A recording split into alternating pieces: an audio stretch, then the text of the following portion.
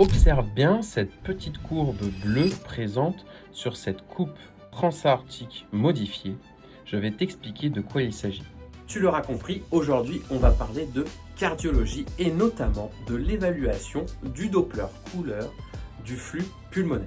Pour commencer, avant de parler d'évaluation Doppler, on va essayer de comprendre notre coupe échographique ici présente. Donc pour obtenir l'évaluation du flux Doppler pulmonaire, tu te souviens, il faut qu'on arrive à se placer pile dans l'axe vertical pour avoir un tir optimal. On est situé ici en coupe transaortique modifiée, c'est-à-dire que j'observe ici l'aorte, ici j'observe l'oreillette gauche, l'oreillette droite, la valve tricuspide, la chambre de chasse du ventricule droit, la valve pulmonaire et le début du tronc pulmonaire.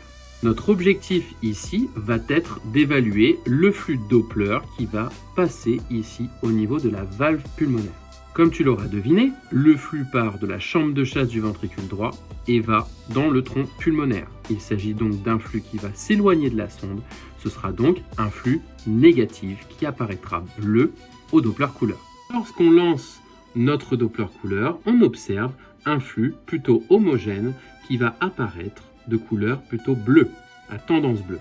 Quand on va évaluer le Doppler pulmonaire, notre objectif est de voir un flux homogène bleu parce qu'il va s'éloigner de la sonde. Si on observe un aliasing en même temps que ce flux bleu, c'est-à-dire un petit peu comme on a vu précédemment, il y a deux possibilités. Soit que c'est que tu as mal réglé ton échelle des vitesses et qu'il faut ainsi augmenter l'échelle de réception des vitesses, soit que c'est que tu es sur une sténose pulmonaire. Et à ce moment-là, il faudra évaluer l'intensité de la sténose au Doppler pulsé, voire au Doppler continu. L'autre possibilité, c'est d'avoir un flux bleu homogène en alternance avec un flux rouge qui apparaît en diastole. On parlera ainsi de insuffisance pulmonaire. Regarde un peu cette image. On observe ici un flux rouge qui monte, qui est ascendant, en alternance avec notre flux bleu, lui, descendant. À certains moments, on observera bien cette petite flamèche, juste ici. On observe ainsi un flux bleu systolique descendant lorsque la valve pulmonaire est ouverte, puis on avance un tout petit peu et on observe ici notre petite flamèche rouge qui intervient en phase de diastole, juste avant la petite onde P. Il s'agit ici d'une insuffisance pulmonaire. L'insuffisance pulmonaire, si on est situé sur un vieux chien, peut être purement physiologique. Donc attention à ne pas surinterpréter d'anomalies.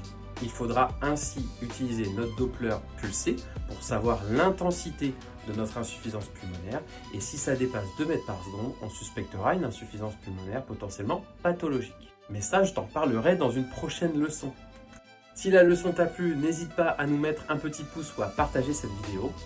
Si tu souhaites progresser en échocardiographie et en cardiologie canine et féline de manière générale, je te laisse le détail du programme de la formation en description. Je te souhaite une très bonne fin de journée et je te dis à bientôt. Salut!